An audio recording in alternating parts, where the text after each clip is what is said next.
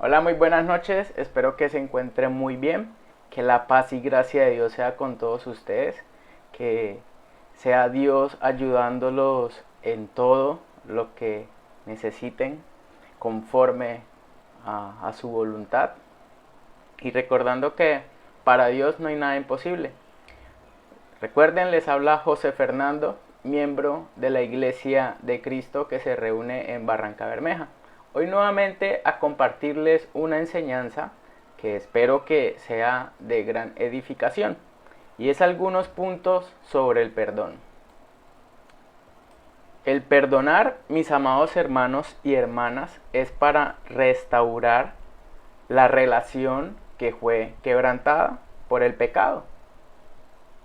Pero antes del perdón existe el arrepentimiento, el cual produce frutos. Entonces vamos a ver unos puntos sobre el perdón de Dios para la humanidad. Todo ser humano, desde que tiene uso de razón, es decir, la capacidad de pensar, la capacidad de escoger entre el bien y el mal, necesita el perdón de Dios. Pues Génesis 8:21, mis amados hermanos y hermanas, enseña que las intenciones del ser humano son perversas desde la juventud. Y Romanos 3:23 finalmente enseña que todos pecaron y están destituidos de la gloria de Dios. Pero gracias al sacrificio de Jesucristo, todo ser humano puede ser reconciliado con Dios.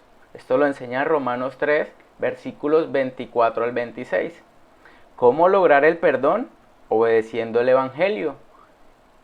¿Cómo? Escuchando el Evangelio verdadero. Hechos 18:8, 1 Corintios 15, versículos 1 al 4.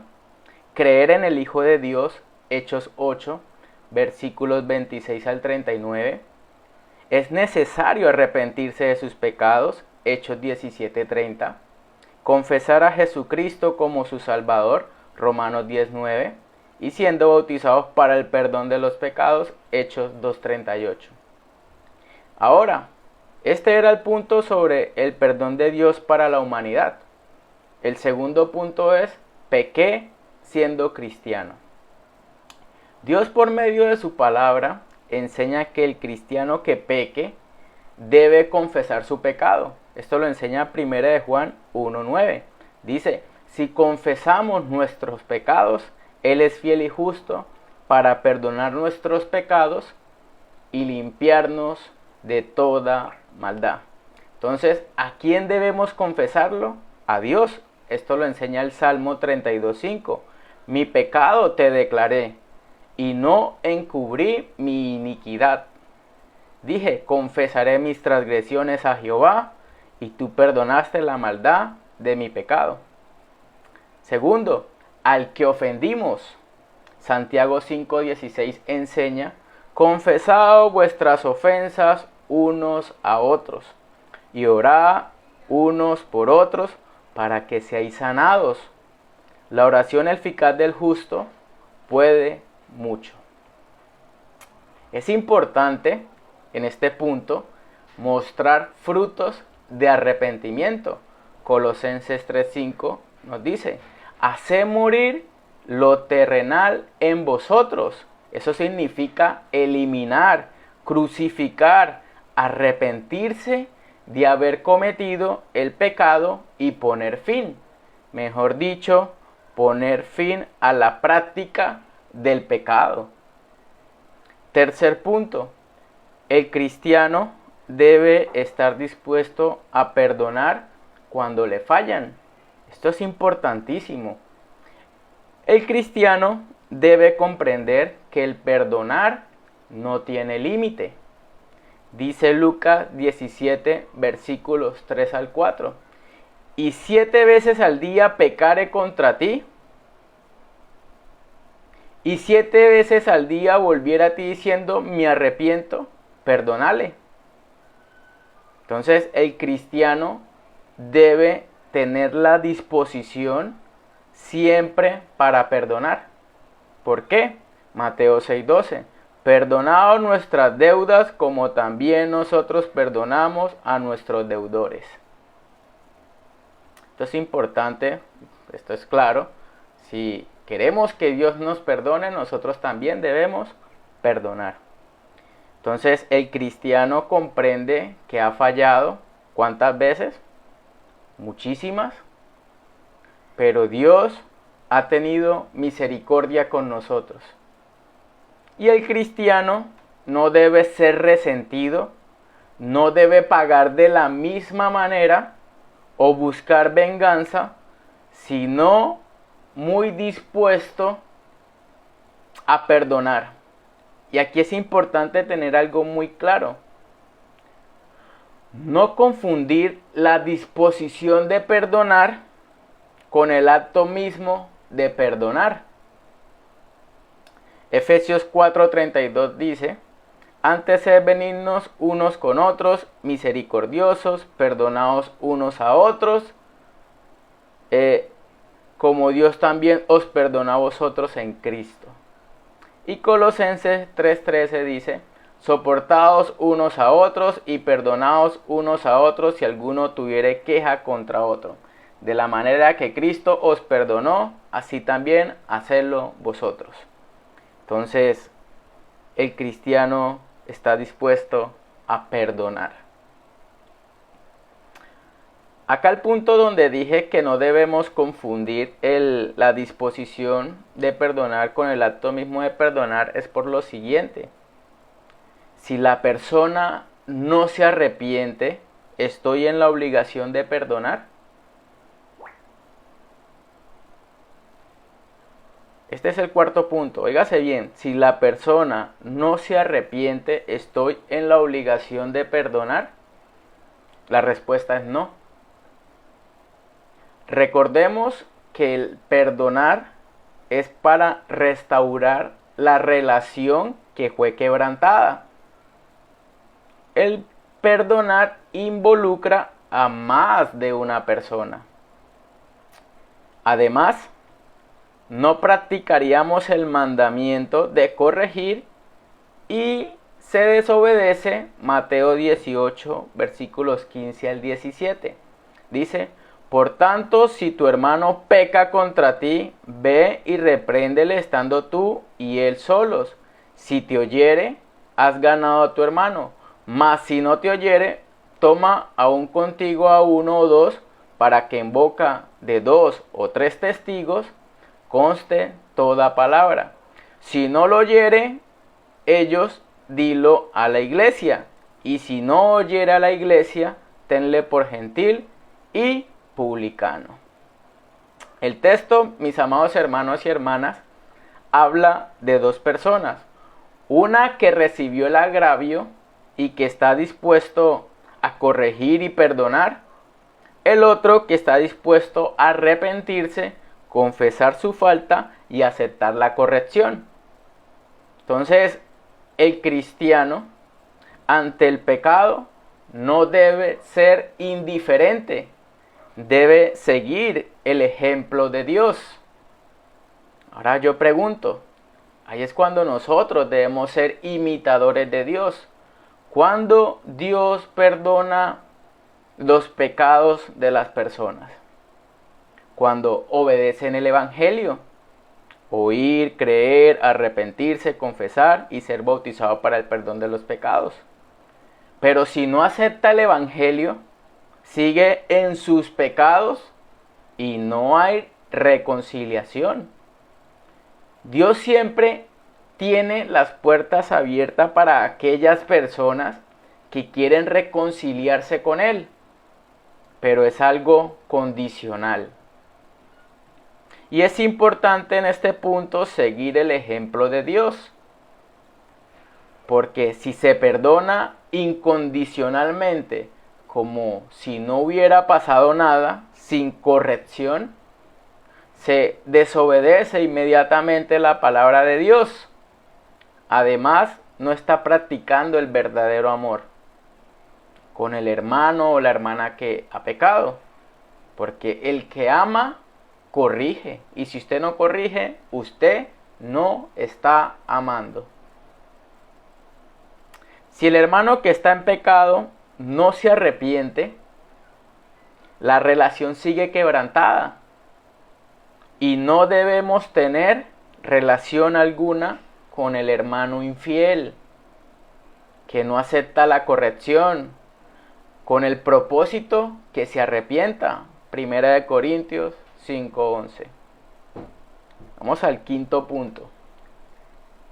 Si tu hermano peca contra ti, ¿qué debemos hacer? Esto lo enseña Mateo.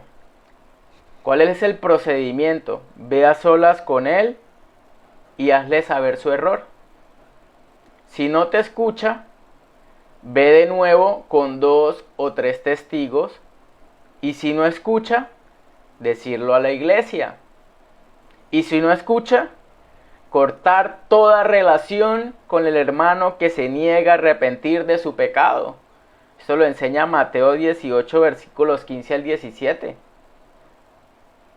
Trátalo como si fuera un incrédulo, dice la palabra de Dios, con el propósito de que se arrepienta.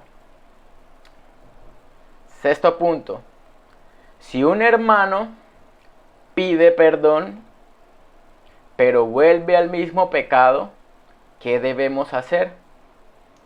Aquí es importante recordar que antes del perdón debe haber arrepentimiento.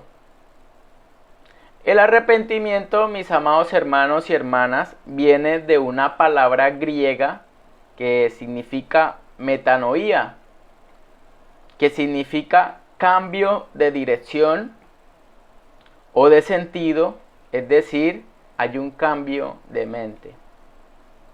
Tenemos el ejemplo de la iglesia en Tesalónica, en 1 Tesalonicenses 1:9.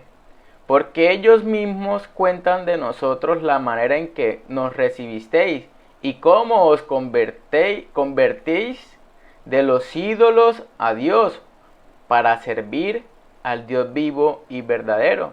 Es decir, ¿qué nos enseña? Muestra frutos de arrepentimiento. Y dice el Proverbio 28:3, que es la clave, y enseña 2 puntos fundamentales. Dice, el que encubre sus pecados no prospera. Óigase bien, mas el que los confiesa, muchas veces se dirá, no, pero ya lo confesé, eso no es suficiente. El confesar no es suficiente.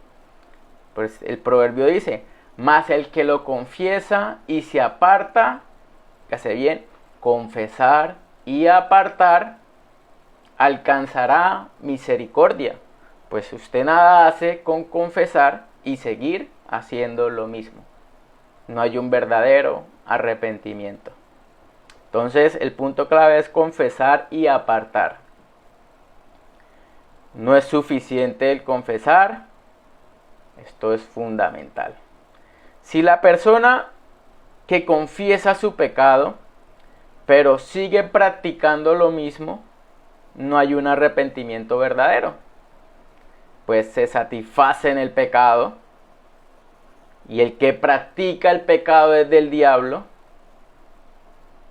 Óigase bien, el que practica el pecado es del diablo, según 1 Juan 3, versículos 8 al 10. Y está practicando el pecado de muerte. En ese punto, cuando está practicando el pecado de muerte, no se nos prohíbe orar por ellos, pero tampoco podemos tener nosotros la confianza que seremos escuchados por Dios. Pues dice 1 Juan 5:16, si alguno viere a su hermano cometer pecado que no sea de muerte, pedirá y Dios le dará vida. Esto es para los que cometen pecado que no sea de muerte. Hay pecado de muerte por el cual yo digo, óigase bien, el cual yo no digo que se pida. Este punto es importante. Hay pecado de muerte por el cual yo no digo que se pida. Claro. Está practicando, es practicante del pecado. Si el hermano sigue en la práctica del pecado y no oye a los que lo corrigen, no hay arrepentimiento. Y como dice Mateo 18, versículos 15 al 17, trátalo como si fuera un incrédulo. Esto es importante entonces tenerlo presente. Vamos al séptimo punto. Si peco públicamente debo pedir perdón. Si el pecado, mis amados hermanos y hermanas, es conocido públicamente, la iglesia lo conoce, y no sería algo que se debe solucionar solo con una persona, sino directamente con la iglesia, pues por ser público. Pero si la iglesia no hace nada, hace como si el pecado no existiera, está participando del pecado según 1 Timoteo 5:22.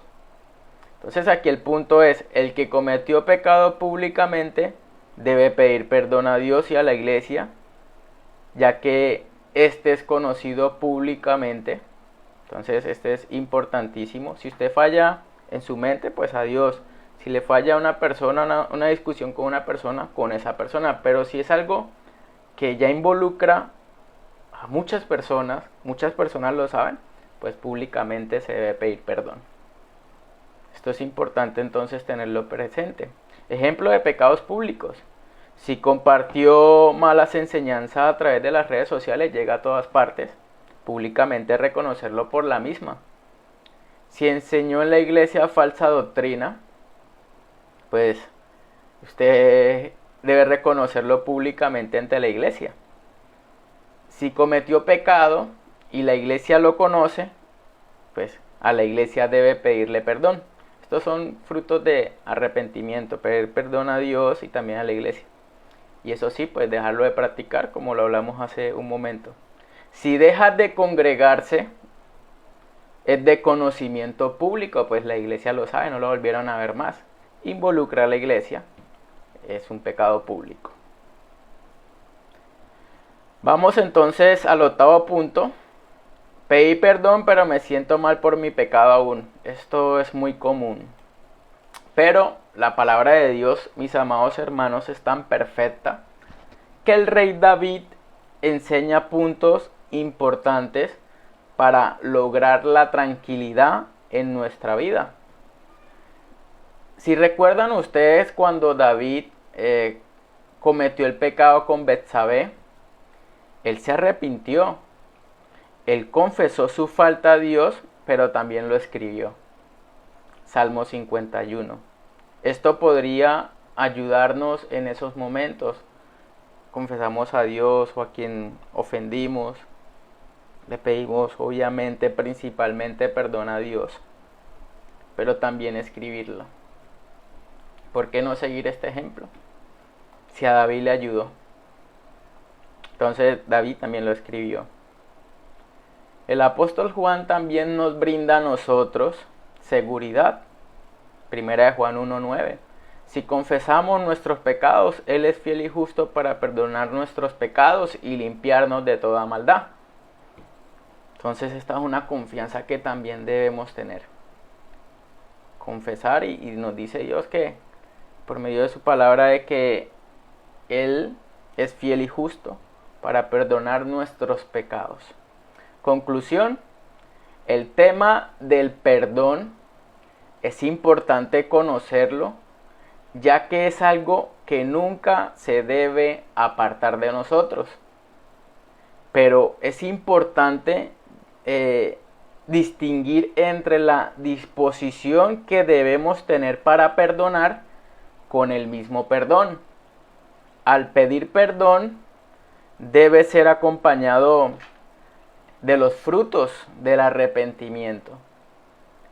Y la clave para conocer el verdadero fruto, óigase bien, es confesar y apartar.